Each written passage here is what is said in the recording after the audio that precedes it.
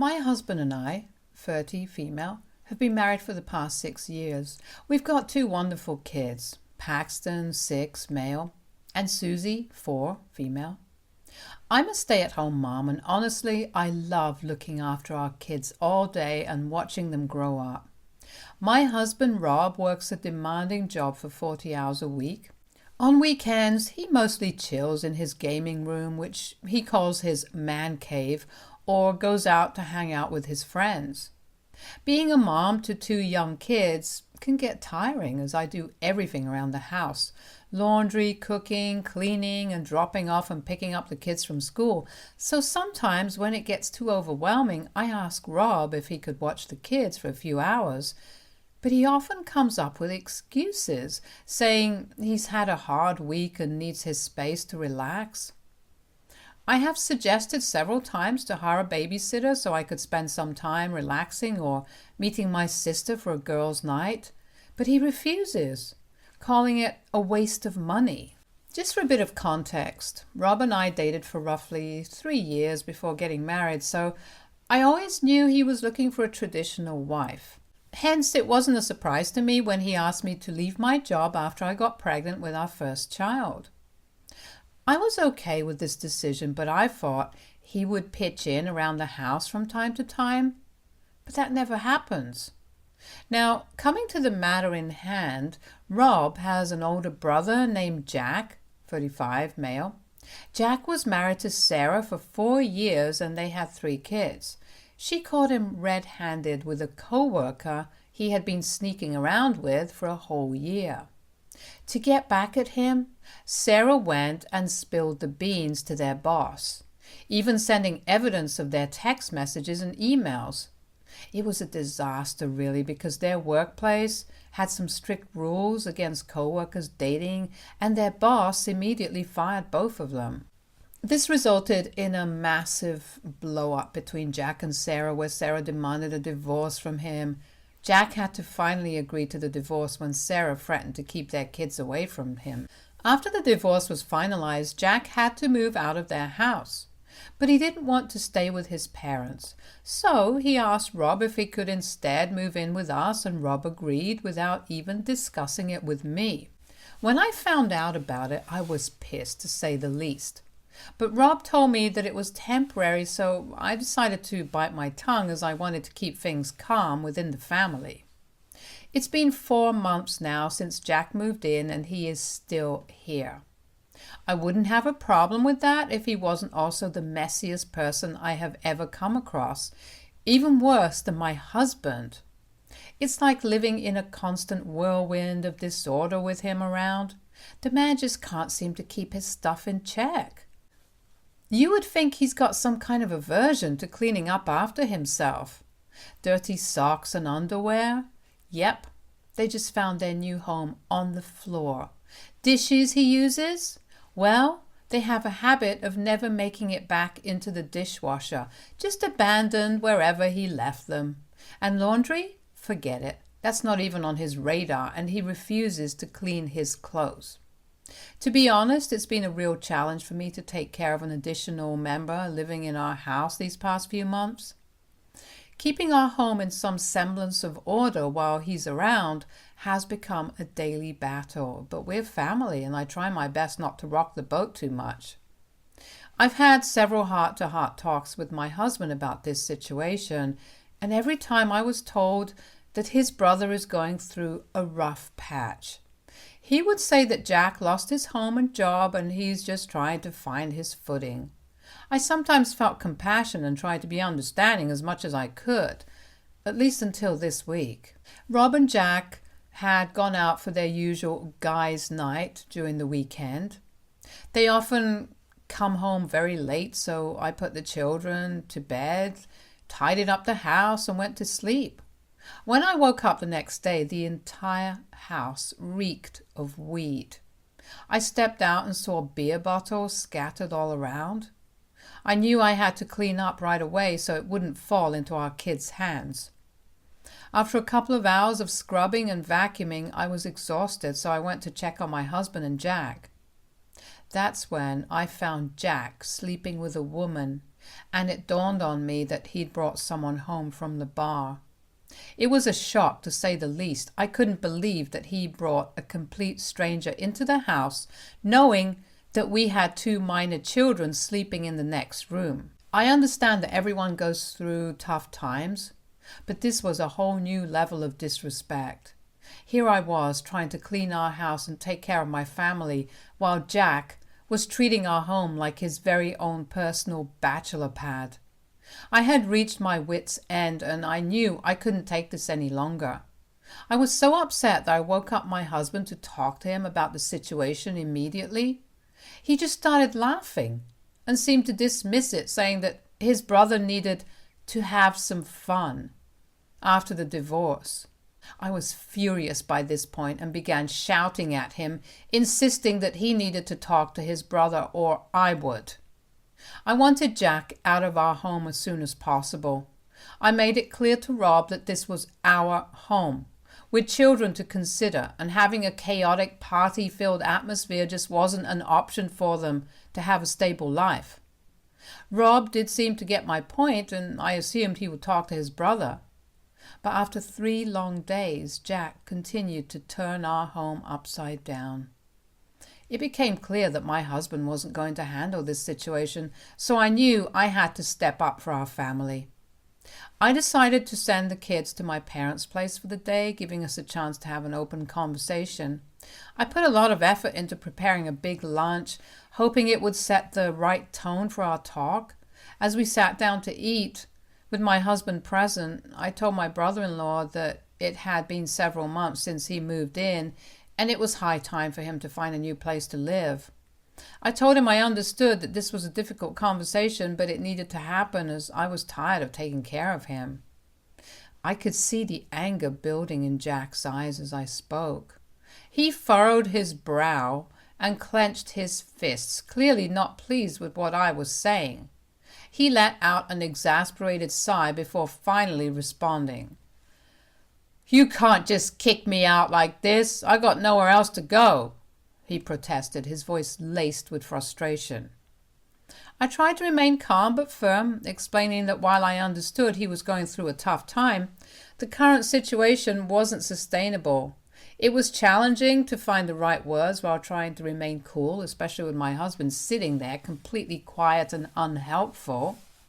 I explained how I was utterly exhausted, juggling my role as a mother, taking care of the kids, and now playing host to him in our home these past couple of months. It was getting harder each day, and I thought it would be best for all of us if he moved out and continued enjoying his single life elsewhere. I told him that he was always welcome to visit us on weekends whenever possible. Jack's frustration seemed to have reached its peak. His face turned a deep shade of red and he shouted, "You know what? You could at least act like a good sister-in-law and help me out. If not, you can be my housemaid and I will pay you." His words hit me like a ton of bricks. I glanced over at my husband, who appeared equally taken aback. I turned to Jack, and as much as I wanted to tell him a few choice words for trying to call me his housemaid, I suddenly had a wicked idea. I mustered a polite smile and replied, "Sure, Jack, if you're ready to pay me, I can be your housemaid." My husband started to interject, but I raised a hand to silence him. If he didn't help me before, then I didn't need his help now. Jack's expression seemed to shift from anger to surprise. I continued, "You know, I think it's a brilliant idea. I will be your housemaid for a fair wage, as long as you don't have your parties and bring in strangers inside our house." Jack readily agreed, while my husband's eyes widened as he tried his best to comprehend what just happened. I continued to eat silently, brooding on my plan to teach Jack a lesson that he would never forget. Over the next few days, I took on all the housework, keeping my promise to be Jack's housemaid. I didn't complain, as I had a plan up my sleeve, and I was just biding my time. I started to make accidental mistakes. One day, as I did his laundry, I accidentally dropped a red sock into his white laundry load. As you can probably guess, everything came out pink. I couldn't help but smile in secret satisfaction as he yelled in frustration at his now pink wardrobe. The little accidents didn't just stop there. I burned dinner, much to his disappointment, and I also misplaced his gaming console, causing him to search high and low. My plan was working, and with every accident, I could see Jack's frustration growing every day. My plan was slowly working. The major accident that pushed Jack to the edge involved Jack's prized collection of vintage toy cars. One weekend when he was out with my husband, I accidentally allowed my kids to play with his treasured collection. They played a bit too enthusiastically, and several rare and valuable toy cars ended up damaged or missing pieces. When Jack returned home and saw the state of his cherished collection, he was beyond furious. His face turned red and he started yelling at me for allowing the kids into his sacred space, and I couldn't help but let a tiny, almost devilish laugh slip through my mask of innocence. The realization hit Jack that I had been playing him all along, and his face contorted with a mix of anger and comprehension. It was clear that he had finally pieced together that these accidents were no accidents at all. They were part of my calculated plan. My husband's expression darkened as well, seemingly pissed off at me that he had been oblivious to my scheme. Jack's voice grew hoarse from yelling while I kept my mouth shut, watching in satisfaction. He started packing his bags while hurling every possible insult in my direction. He knew that the longer he stayed, the more accidents would happen with his belongings. My husband, to my surprise, looked at me pissed. The next day, Jack moved out to his parents' place, and I had a strong feeling that he wouldn't be returning any time soon.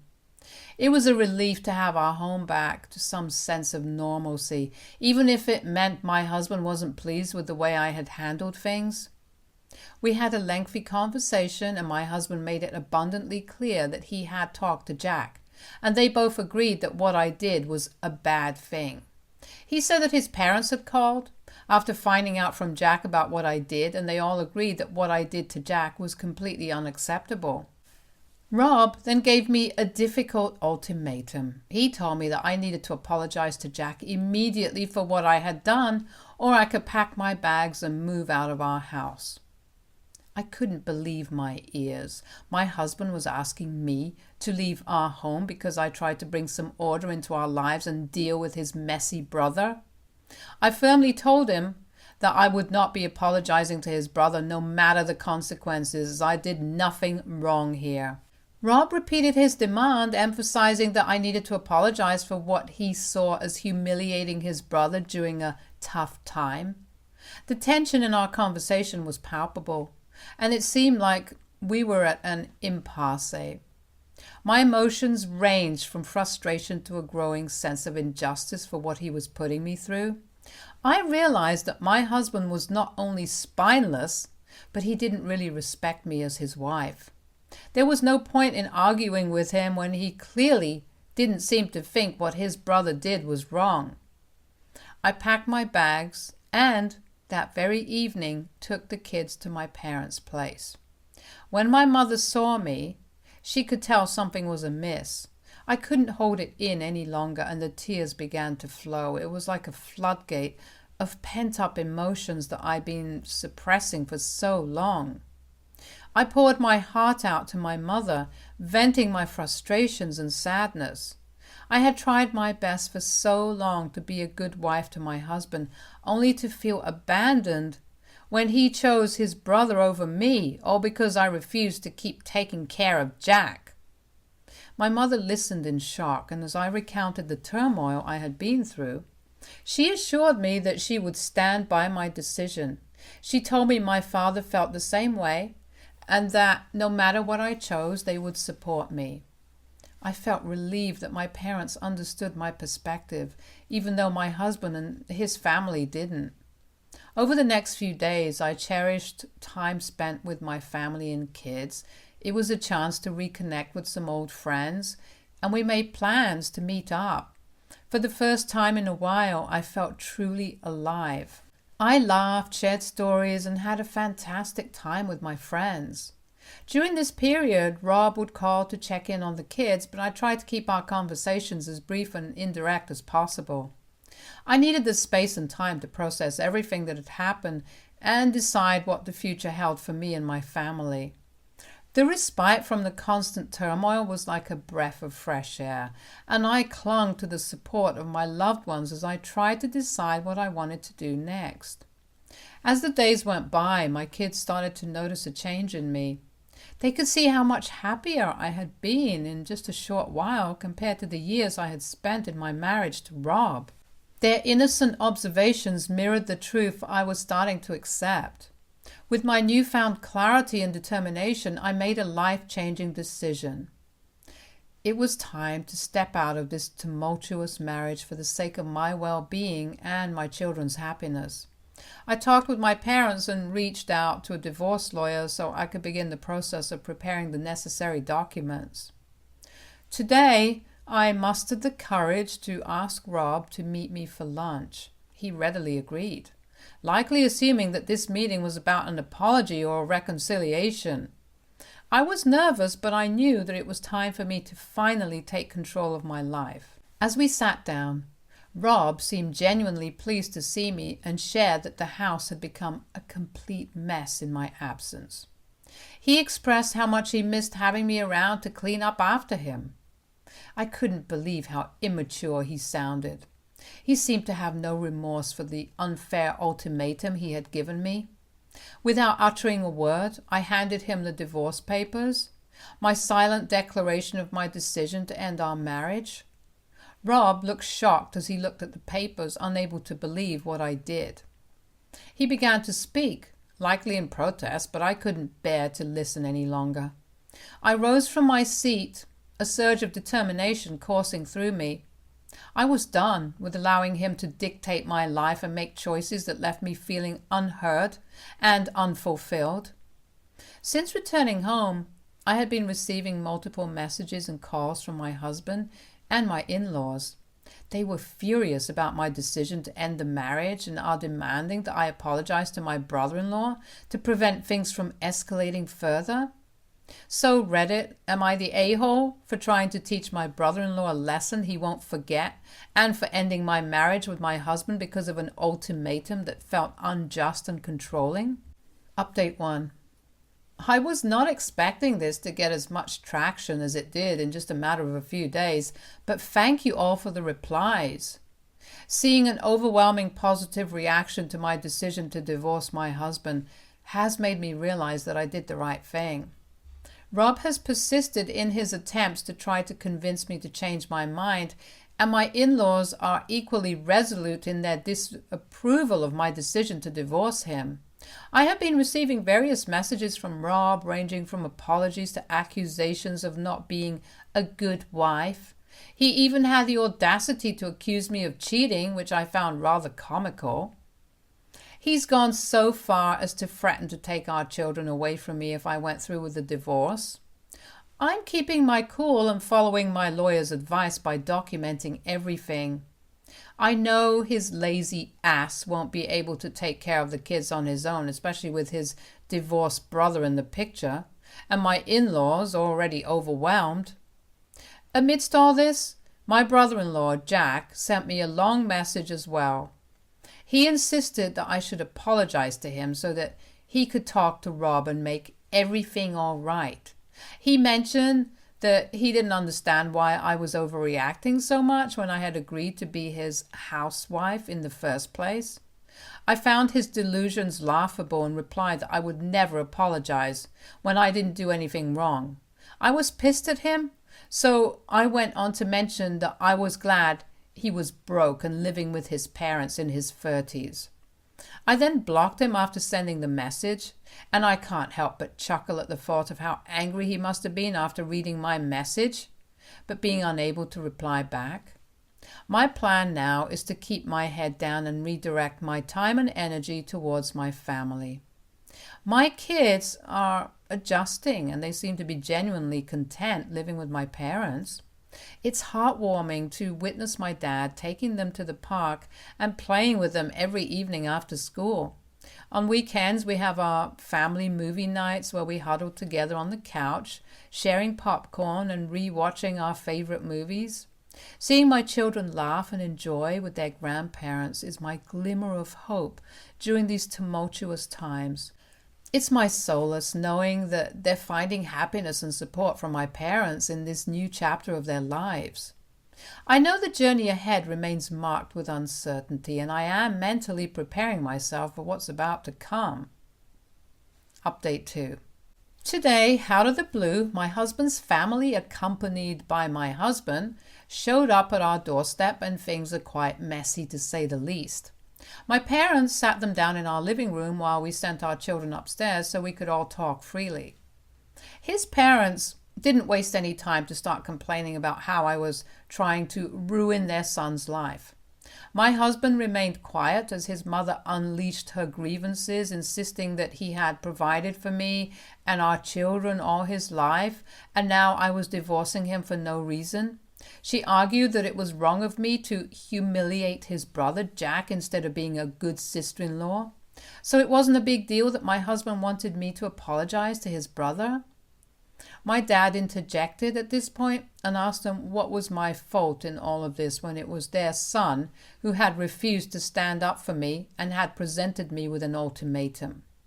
His parents started to yell, justifying that Rob's brother Jack was going through a difficult time, hence all I had to do was take care of him.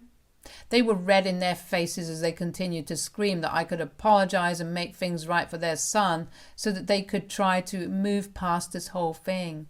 My dad, undeterred by their yelling, asked them if it was fair for my brother-in-law Jack to have called me a housemaid. He mentioned that just because I was married to Rob didn't mean that I had to take care of his brother as well. My dad pointed out to them that they should have taken care of their own son after his divorce instead of expecting that I would pick up after him. He told them their son's inability to become a better man was the reason why his wife had divorced him. This seemed to shut them up. My parents reiterated their support for my decision to divorce my husband, emphasizing that they stood firmly beside me. My husband didn't speak a word throughout this entire debacle and sat looking embarrassed. My mother firmly asked them to leave our house. She made it clear that they were not welcome to return unless they wanted us to involve the police. As they departed, I felt an overwhelming sense of gratitude for my parents' unwavering support.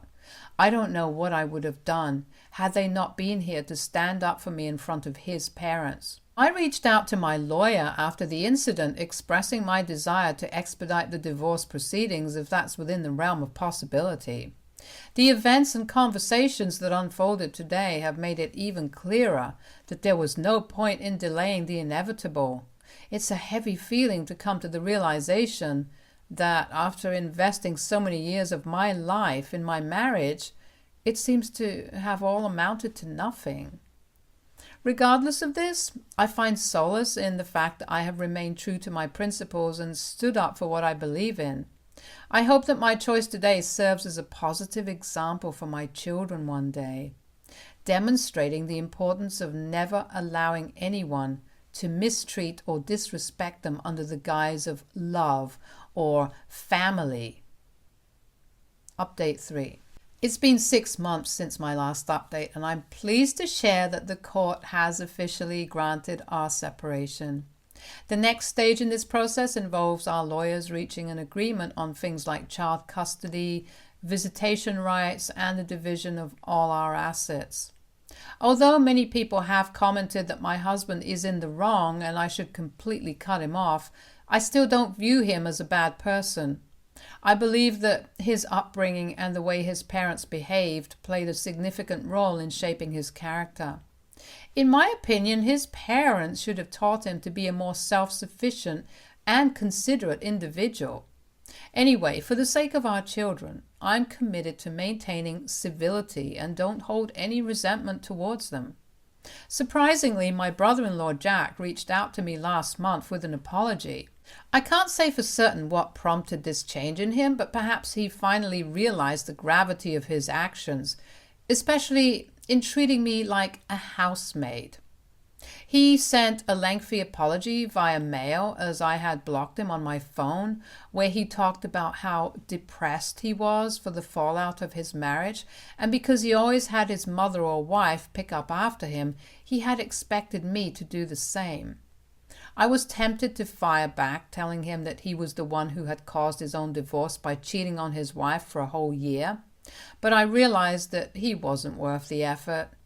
Rob later revealed that he had a heart-to-heart with his brother, suggesting that the ongoing divorce had forced him to confront the reality of what he was losing, which is maybe why Jack had reached out to me as a last effort. My in-laws have unsurprisingly refused to extend an apology for their behavior, but I have come to a place where I can genuinely say that I'm content as long as they remain distant figures in my life. I am well aware that they might attempt to speak ill of me to my children, but I have faith in the values and principles I have instilled in them to see through their falsehoods. As for me, I plan on getting back to work. I know it's been a long time since I have had a job, but I'm currently working on my resume and preparing to re-enter the workforce. I don't care if I have to start with a low-level job as long as I can start earning my own money. While my parents have welcomed me into their home with open arms, I know that I can't stay here forever. I'm determined to work hard and become self-sufficient so I can give my children the life they deserve. Stay tuned for more stories from our girl relationships.